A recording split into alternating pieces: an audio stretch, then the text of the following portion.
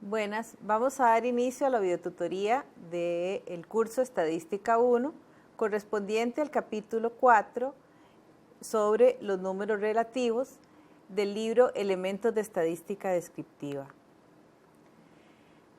Primero vamos a ver qué son los números relativos. Ellos nos ayudan a resumir la información, a hacer comparaciones con otros grupos de datos, a expresar una relación entre dos o más números. Dentro de los números relativos se incluyen las razones, los porcentajes, las tasas y los índices. Una razón es una relación entre dos números. Estos números pueden provenir del mismo universo de datos o de universos diferentes.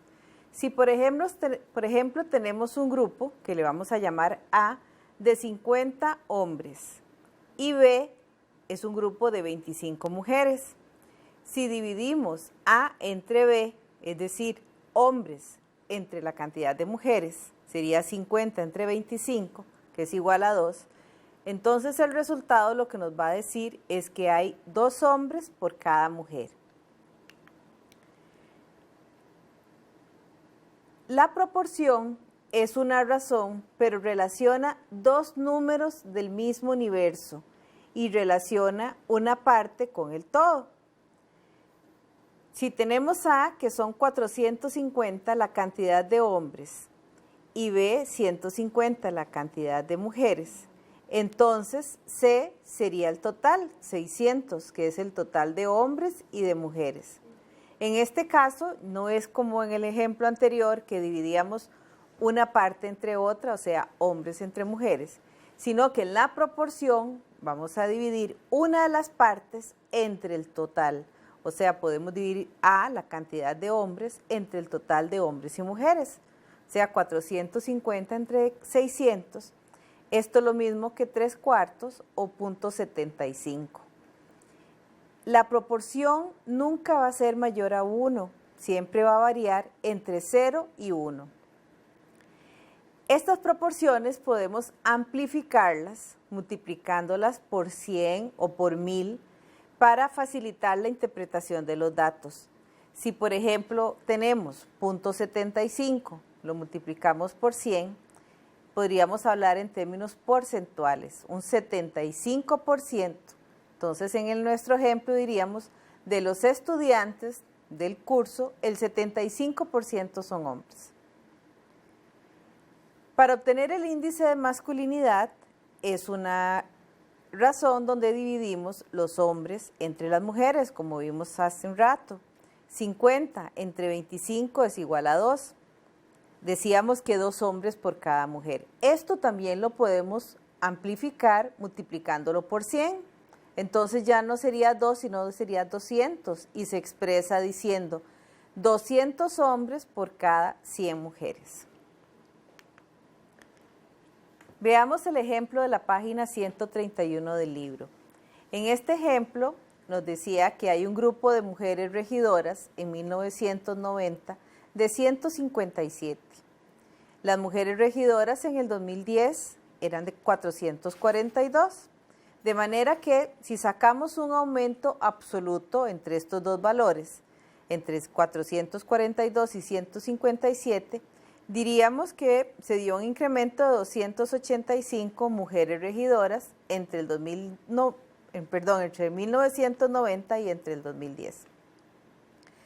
Pero podemos sacar relaciones en términos porcentuales, haciendo uso de las proporciones, con estos mismos datos. Y aquí vamos a ver 4 formas en que podemos calcular las proporciones, pero las 4 están bien, pero sí hay que tener cuidado en la interpretación. La interpretación es muy diferente en cada uno de los casos y siempre la interpretación va a depender del valor que estemos teniendo en el denominador, o sea, lo que tengamos en la base entre la cual estamos dividiendo.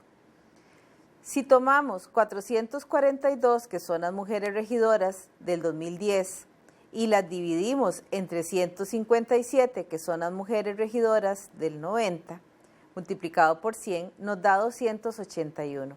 ¿Cómo interpretamos esto? Diríamos, por cada 100 mujeres regidoras del 90, hay 281 en el 2010.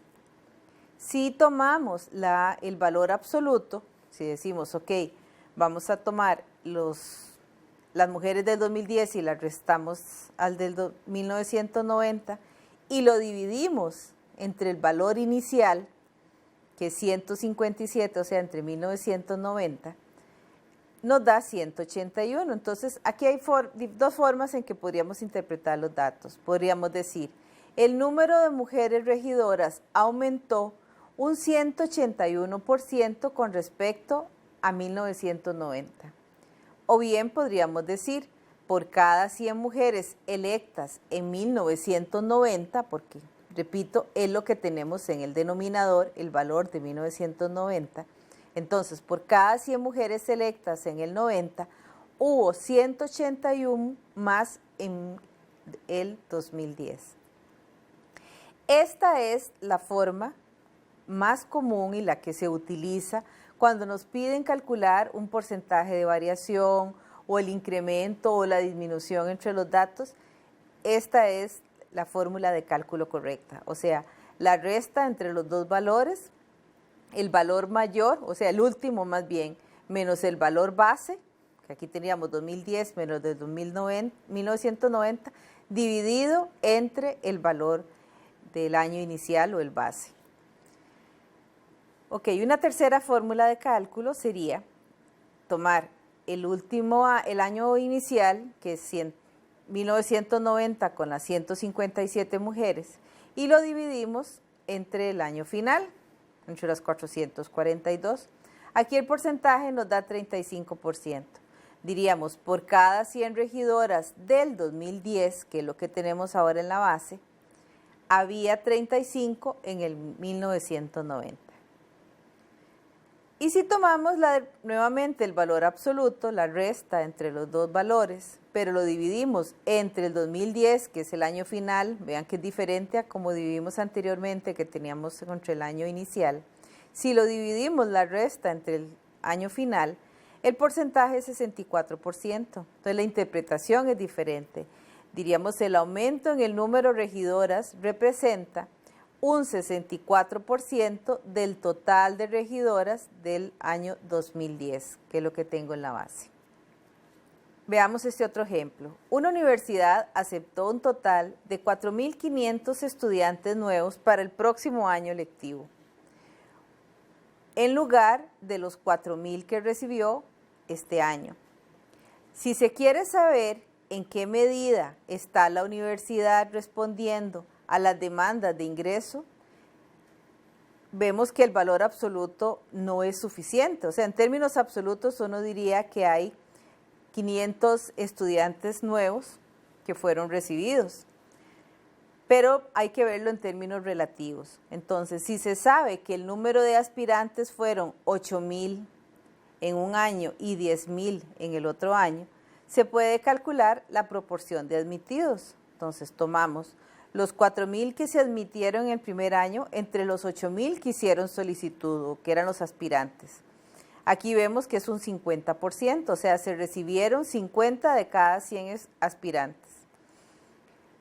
Y si tomamos los 4.500 que fueron admitidos en el último año entre los 10.000 aspirantes, vemos que se recibieron solamente 45 de cada 100. Entonces, en términos absolutos, se están recibiendo 500 estudiantes más, pero relativamente se recibe un 5% menos con respecto a los aspirantes de cada año.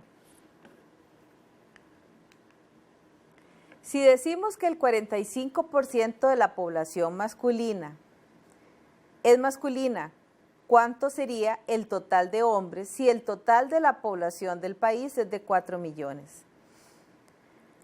Entonces, 4 millones lo multiplicamos por 0.45. Siempre cuando vamos a hacer algún cálculo, el valor no se utiliza en términos porcentuales, o sea, multiplicados por 100, sino que el cálculo se hace con el dato en proporción. 4 millones por 0.45, esto nos da 1.800.000. Quiere decir que la cantidad de hombres que hay en la población es de 1.800.000.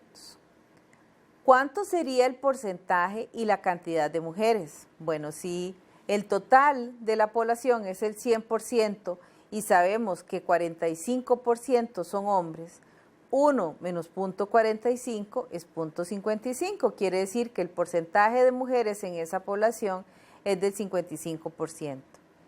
Tomamos nuevamente los 4 millones, lo multiplicamos por 0.55 y aquí me da 2.200.000. Es la cantidad de mujeres que hay en esta población. Si la población urbana es de 3 millones y representa un 60%, ¿cuánto es la población total? Recordemos que la población igual se divide en urbana y rural. Entonces, la población es el 100% y el 60% es la población urbana. Entonces, tenemos que ver que el restante 40% es la población rural. En este caso hacemos una ecuación similar a la que vimos anteriormente, pero colocada diferente. En este caso tenemos que despejar para encontrar el valor total de la población. Aquí teníamos la población total, multiplicamos por la proporción para obtener cuánto me representaba una de las partes de la población. En este caso conocemos una de las partes, que es la población urbana, y tenemos la proporción que representa esto el total. Entonces, lo que vamos a despejar es el valor de X para obtener la población total. X por 0.6 es los 3 millones. Despejamos el valor de X pasando 0.6 que está multiplicando, lo pasamos a dividir y tenemos X es igual a 3 millones entre 0.6 igual a 5 millones. Quiere decir que la población total es de 5 millones. Si hacemos compras en una tienda por 60.000 colones y tenemos que sumarle el 13% del impuesto de ventas, ¿cuánto es lo que en total debemos de pagar? 60.000 colones por 0.13 quiere decir que lo que debemos de pagar en impuestos son 7.800 colones. Si a los 60.000 que me cuesta el valor de la compra le sumo los 7.800 de los impuestos, el total a pagar es de 67.800. Esto es lo mismo de hacerlo de una manera más rápida y directa que tomar los 60.000 y multiplicarlo por 1,13 y nos dan los mismos 67.800. Si el total pagado es de 75.000 con impuesto de venta incluido, ¿cuánto es el valor de las compras sin impuesto? En este caso es al revés. Entonces sabemos que el total que debemos pagar son 75.000. Lo dividimos entre 1,13 que son los impuestos y me da cuánto es el valor de la compra sin impuestos, 66.372. Veamos el ejemplo de la página 133. Nos dice, suponga que el número promedio de visitantes por semana a un parque de diversiones era de 2.000. Al gerente le informan que ese número se ha reducido en un 40%. ¿En qué porcentaje debe aumentarse el número semanal de visitantes para obtener de nuevo una visita promedio de 2.000? Entonces, el 40% de los 2.000 es 2.000 por 0.4 son 800. Si a estos 2.000 que tenía originalmente le resto los 800 que representan la cantidad menos de visitantes que están llegando al parque, quiere decir que los visitantes actuales son 1.200. Esta es la cantidad de visitantes que actualmente llegan rebajando el 40%. Ahora, estos 800, que son los visitantes menos que llegan, lo dividimos entre los 1.200, que son los visitantes actuales, multiplicado por 100, nos da 66,7. Representa el porcentaje de visitantes que debe aumentarse. 1.200 por 0.667 es igual a 800. Así que 1.200 más los 800, que es este factor que está aquí, nos dan los 2.000 visitantes que teníamos originalmente. Ahora entremos al tema de las tasas. Es una frecuencia relativa de un fenómeno en un periodo dado. Hay diferentes tipos de tasas. Tenemos las tasas vitales, que es la tasa bruta de natalidad, la tasa de mortalidad y la tasa de crecimiento natural. La tasa de natalidad son los nacimientos vivos ocurridos durante el año natural entre la población total a mitad del año natural, multiplicado por 1000. Siempre para el cálculo de estas tasas utilizamos la población a mitad del año, o sea, la población a julio de cada año es la que utilizamos y los nacimientos acumulados de todo el año de referencia.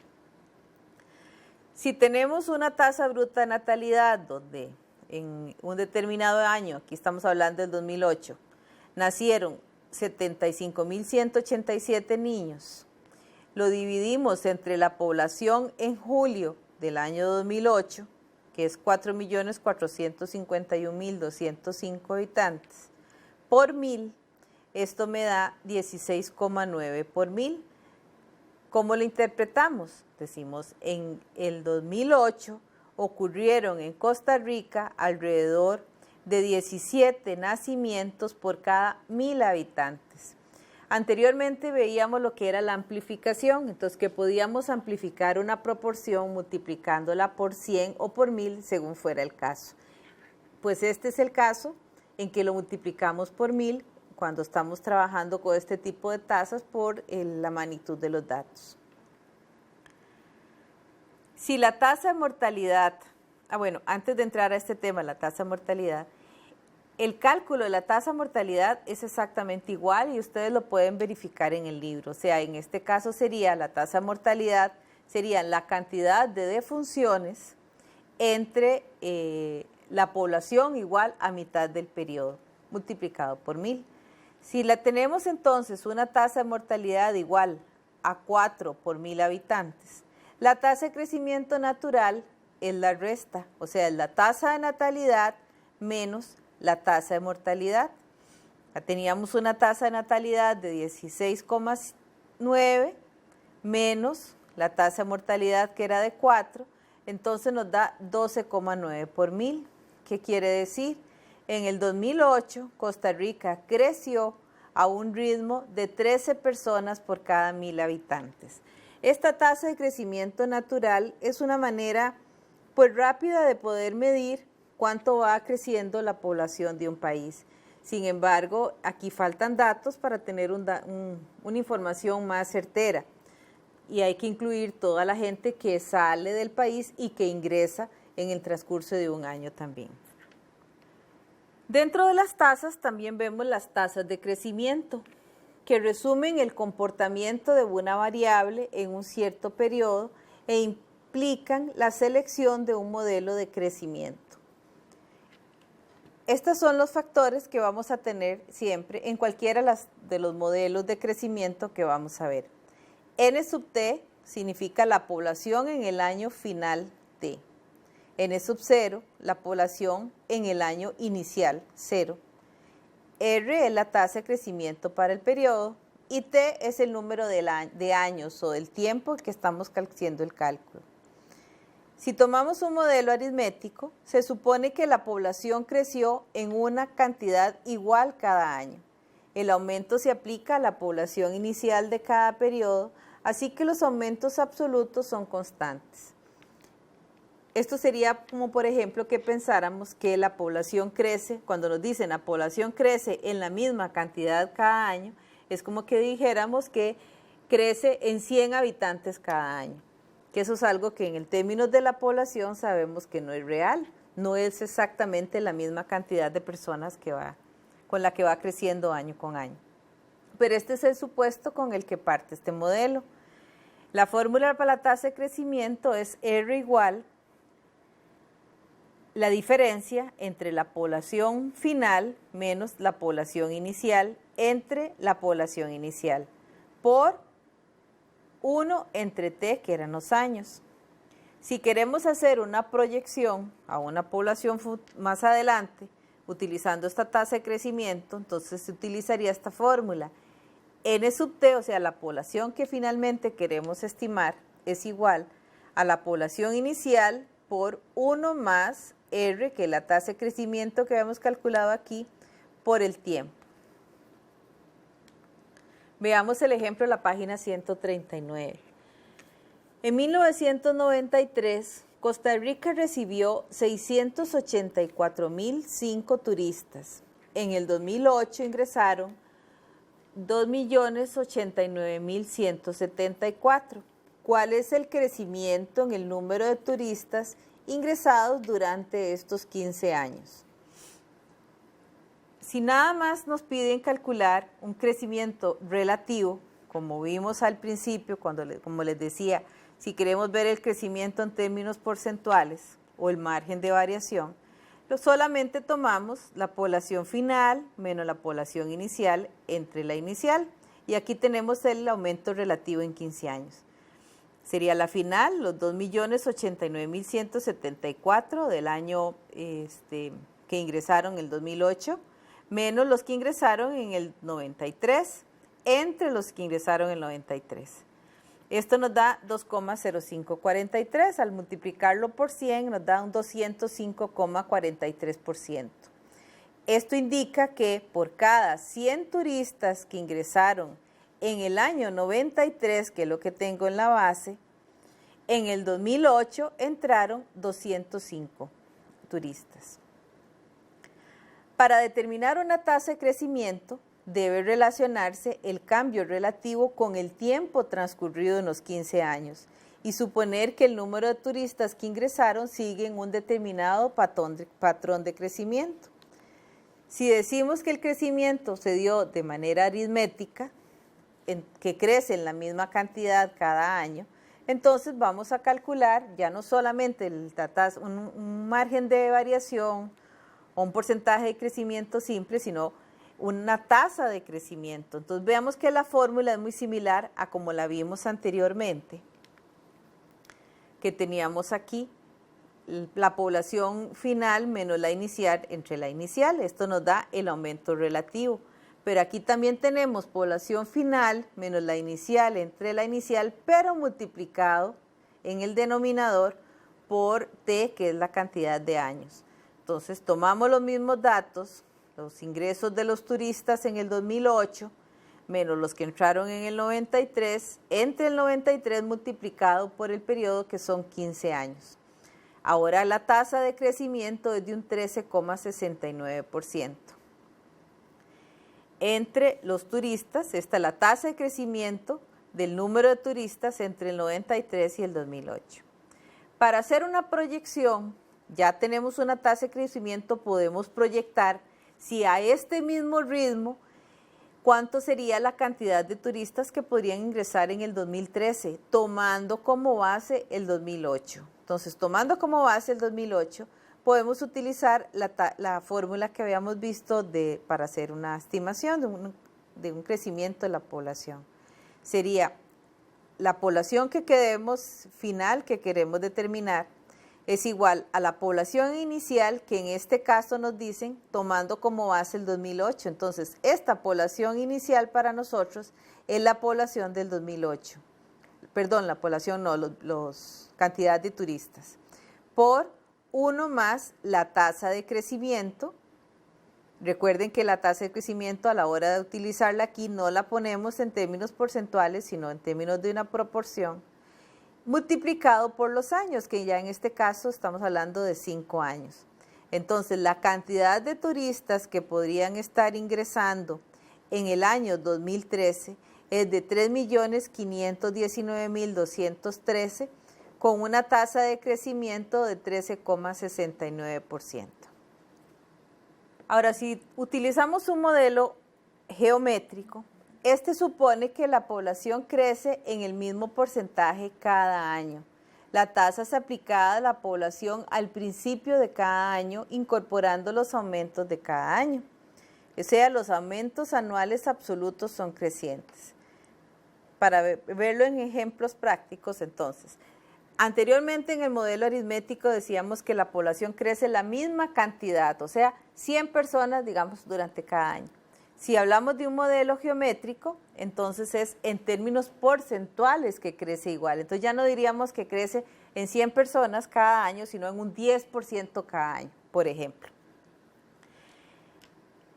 Para el geométrico, entonces, la fórmula para hacer el cálculo de la tasa de crecimiento es R igual a la población final entre la población inicial elevado a la 1 entre t y todo menos 1.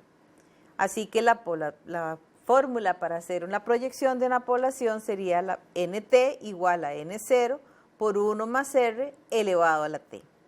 Y el otro modelo es el modelo exponencial, donde en este caso se asumen que los incrementos en los periodos regulares anuales se dan en periodos regulares anuales y los aumentos se producen al final de cada año. La tasa se aplica a la población al comienzo del año y lo que supone es que el crecimiento es continuo. En estos casos, la fórmula para la tasa de crecimiento es R igual 1 entre el t, que era el tiempo, por el logaritmo natural de la población final entre la inicial.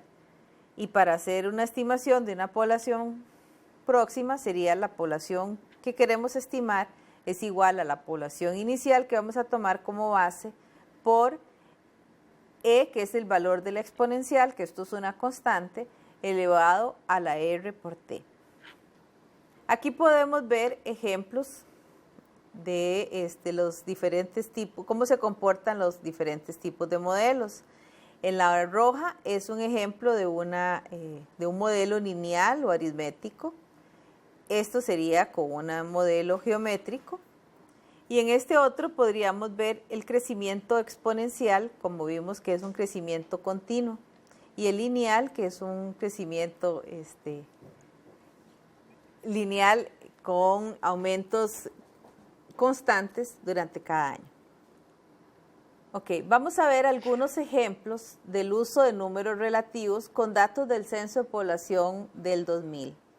Estos son solamente algunos de los ejemplos que están disponibles en el libro. Hay otro tipo de cálculos que es importante que ustedes también repasen y que tengan conocimiento de eso.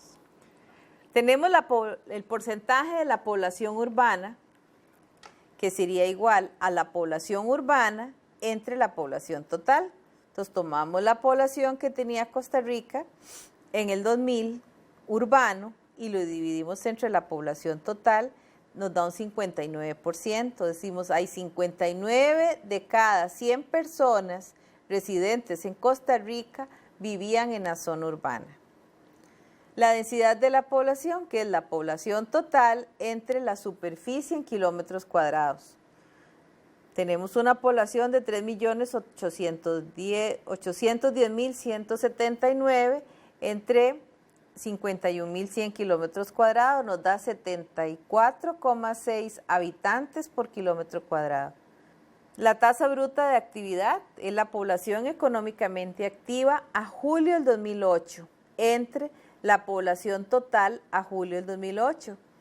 Entonces, esa población económicamente activa la obtenemos de los datos del censo entre la población total a julio, nos da 45,4%.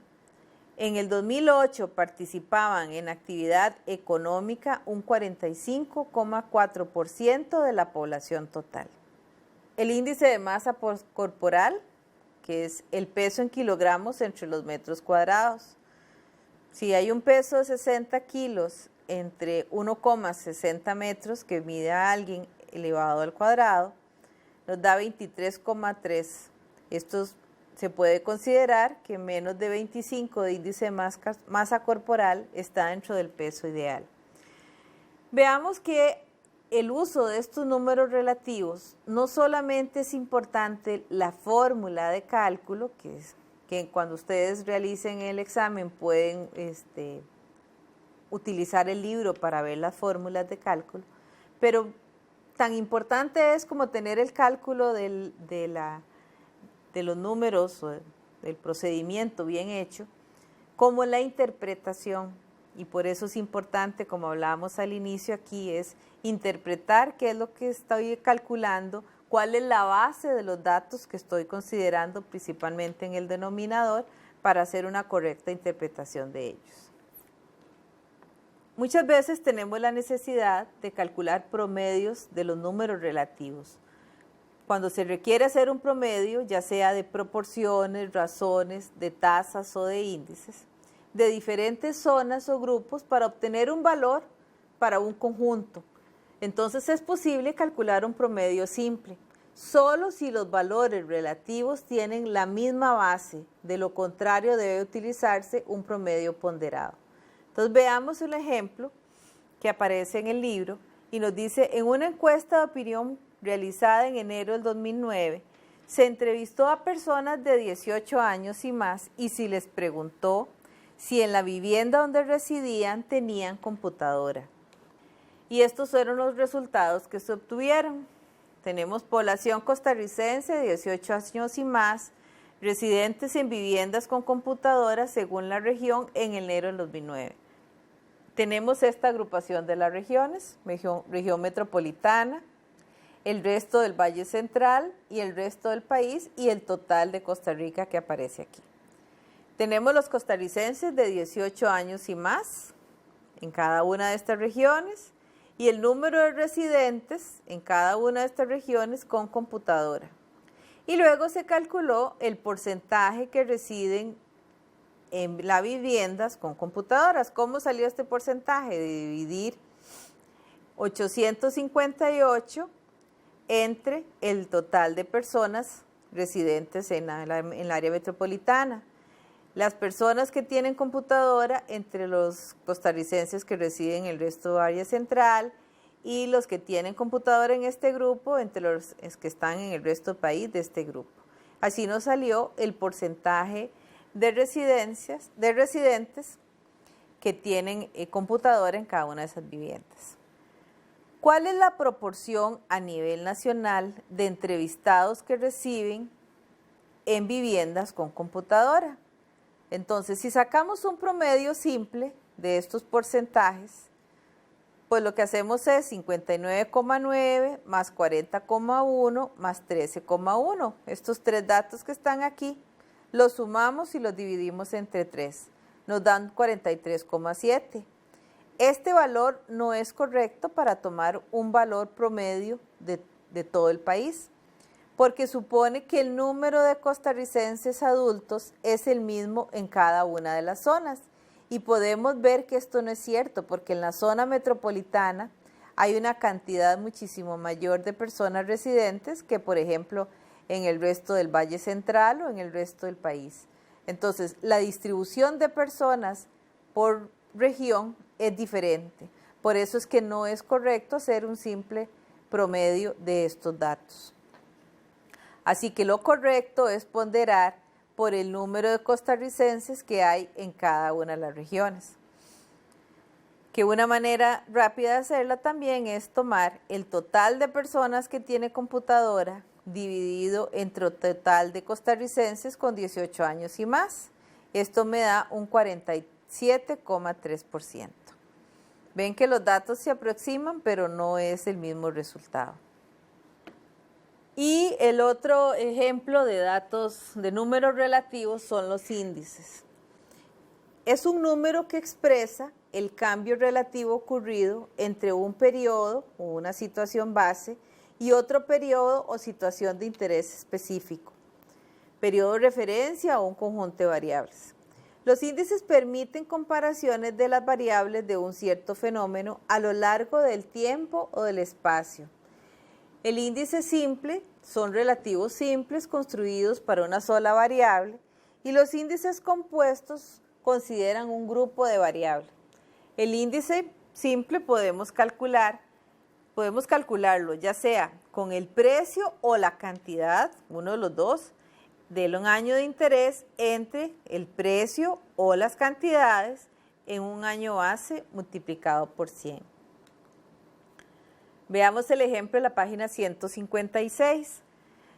Se desea analizar la evolución del número de homicidios en Costa Rica tomando como base el año 1990.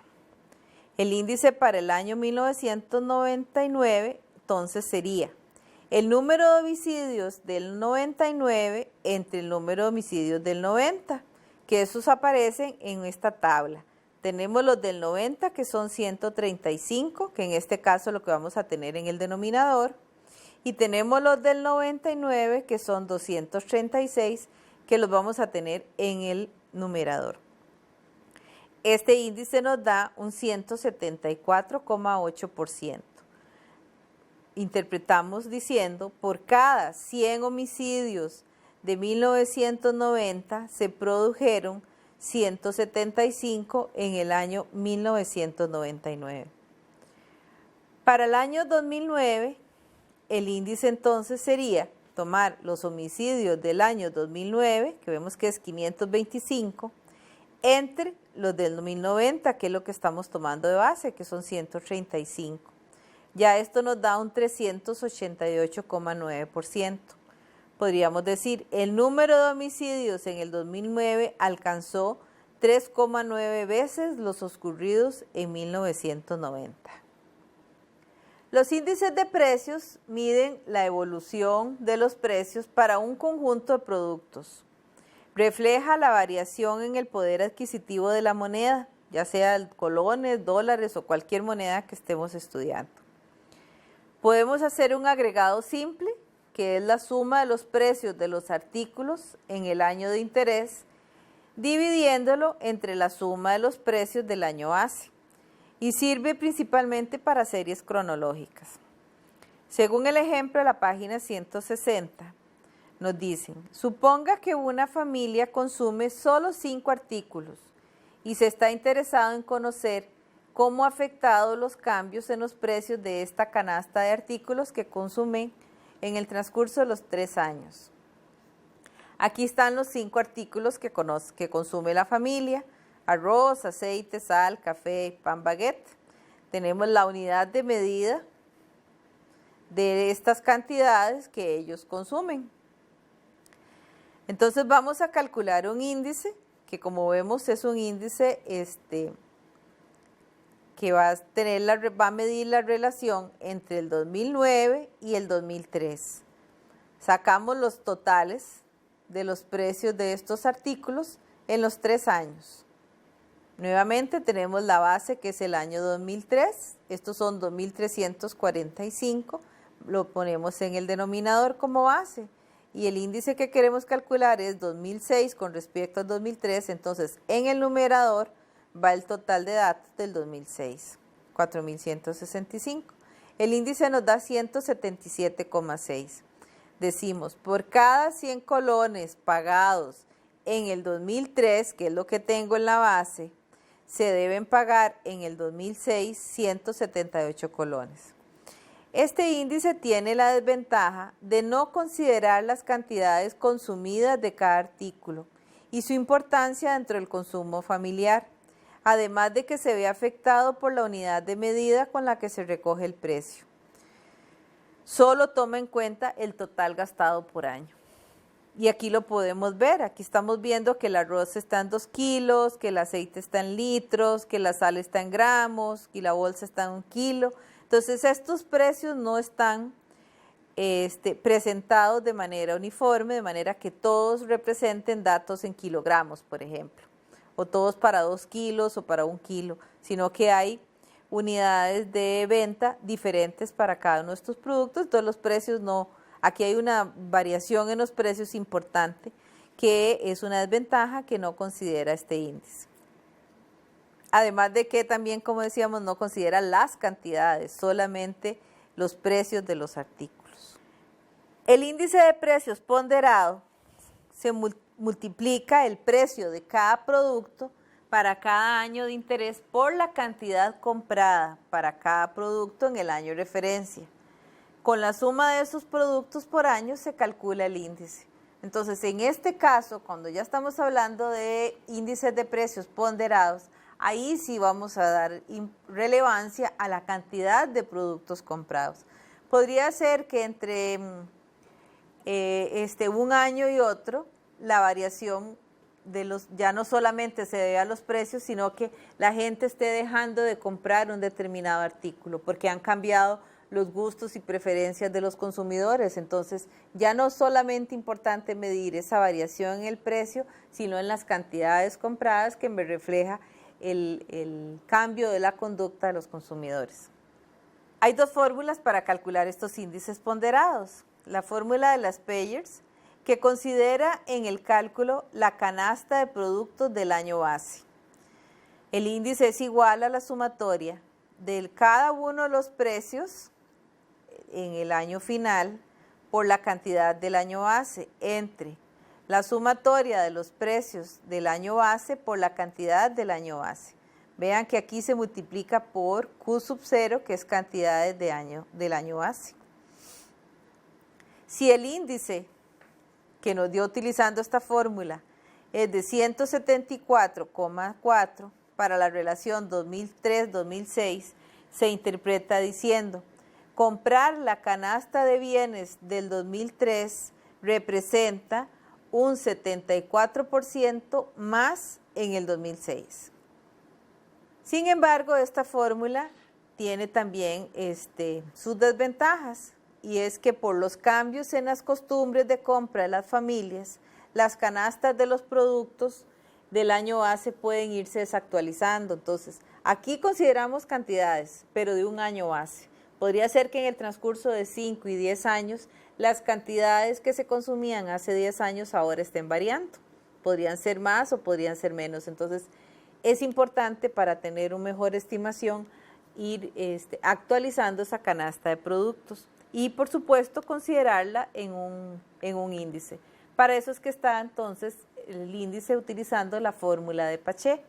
Aquí considera en el cálculo la canasta de productos del año de interés o el año actual o el año final, no el año base.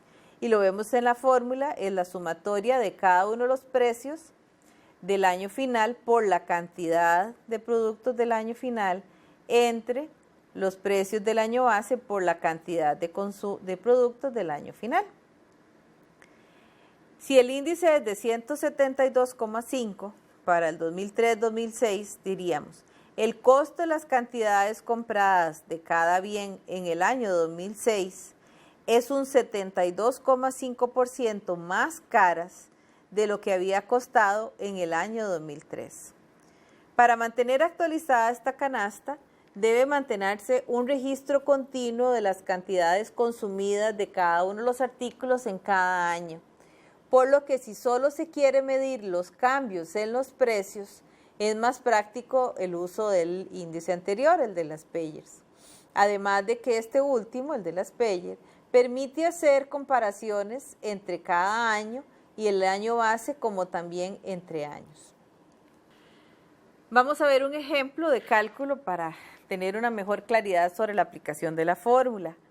Tenemos estos 5 productos. Tenemos el año 2007, que es el año base, y el 2010, que es el año final de referencia.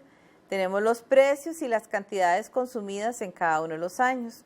Haciendo uso de la fórmula de las Peyers, donde recordemos que se va multiplicando por las cantidades de productos consumidas en el año base.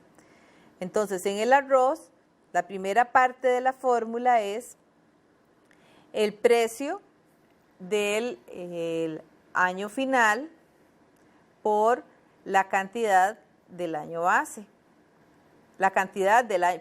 Esta primera parte es la cantidad del año final por el precio, la cantidad del año base por el precio del año base, que es lo que encontramos aquí: 20 por 10, 1 por 8, 2 por 40, etcétera, que es lo que aparece en la primera parte de la fórmula y se refiere a lo que está aquí en el denominador. Y esta parte del numerador, que es precio final por cantidad base, precio final por cantidad base, 20 por 20, 9 por 1, 40 por 2, 15 por 17, lo tenemos en esta otra columna. Entonces, lo que hacemos es sumar estos cálculos, estos productos, y dividimos 818 entre 600, el índice nos da 136. La canasta de productos del año base, que es el 2007, cuesta en el 2010 un 36% más de lo que costó en el año base. Con la fórmula de Paché, lo que consideramos es la canasta de productos del año final. Entonces, en la primera parte de la fórmula, lo que vamos a ver es la cantidad del año final por el precio del año base. O sea, lo que tenemos aquí igual en el denominador, precio y daño base, cantidad final. 18 por 10, 1 por 8, 2 por 40, 17 por 16, etc. Y en la segunda columna está lo del numerador, que es precio por cantidad del año final, 18 por 20, 1 por 9, 2 por 40, etc. Hacemos la división correspondiente y el índice nos da 133. Los costos de la canasta comprada en el 2010 es un 133% de lo que había costado en el año 2007. Ahora hay aspectos que deben considerarse para el cálculo de los índices. Primero, la selección del periodo base. Esta selección, bueno, esos son, al menos en nuestro país, todos esos son estudios y cálculos que realiza el Instituto Nacional de Estadística y Censos. Y para determinar ese año base, debe considerarse un año normal o típico, ¿verdad? Que no haya habido condiciones críticas o que hablamos de crisis de alimentos o de especulación de precios que afecten realmente el comportamiento del consumo de los hogares. También está la selección de los artículos, que esto tienen que ser aquellos artículos que realmente reflejen el consumo de la mayoría de los costarricenses, pero hay que considerar datos como ingresos, hábitos de consumo y gastos de las familias. Además, tenemos que tomar una decisión sobre la fórmula de cálculo del índice, cuál de las dos fórmulas que vimos anteriormente se va a utilizar, dependiendo del uso que se le va a dar.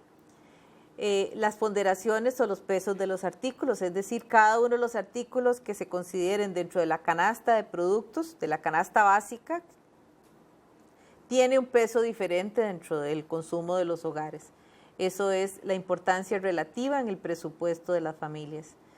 También debe considerarse el procedimiento de recolección de los artículos y las cantidades y los cambios en la calidad y la introducción de nuevos productos dentro de la canasta de productos básicos de los hogares.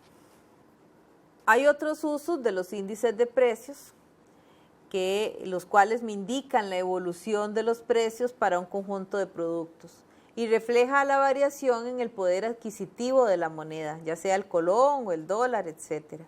Cuando se tienen valores de una serie expresada en una cierta moneda que ha sufrido cambios en su poder adquisitivo, es difícil comparar o sacar conclusiones acerca de su comportamiento, por lo que se deflacta la serie para poder remover el efecto del cambio de los precios y expresarlo todo en valores reales.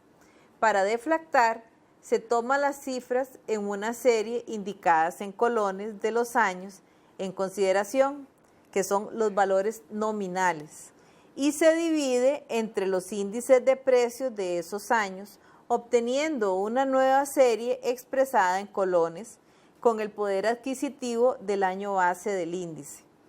Es decir, tenemos para obtener el valor real en colones del año base, tomamos el valor nominal del año Z entre el índice de precios de ese año Z. Veamos este ejemplo. Si el salario mensual de un operario de la industria era $540 en enero del 91 y de $600 en abril del 94, lo que vamos es a buscar deflactar los $600 del 94 para ver realmente cuánto me representa eso en colones del 91. El número índice del mes al que se quiere llevar este monto es utilizando el índice de precios de enero del 91, que tiene como base el año 88, esto ya es determinado por el Banco Central. El número índice del mes en el que se encuentra expresado originalmente ese monto es con el índice de precios de abril del 94, también tomando como base el 88.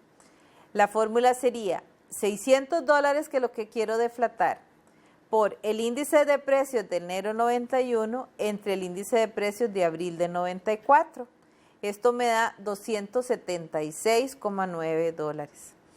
Con este cálculo que vemos es que la capacidad de compra de ambos salarios se vuelve comparable, porque ya estamos llevando estos $600 a colones del 91. El resultado muestra que entre enero del 91 y abril del 94, el poder adquisitivo del salario de un operario de la industria se redujo en realidad desde 540 a 276. En otros términos, con el salario de $600 en el 94, este operario puede adquirir un 49% menos de lo que él podía adquirir con su salario de $540 en el 91. ¿Cómo tuvimos este 49% menos? Tomando los 276 que me dio el valor de 600 deflatado, menos los 540 que ganaba en el 91, entre los 540. Quiere decir que es un 48% de disminución. Esto sería lo que tendríamos entonces que decir con el tema de los números relativos. Muchas gracias.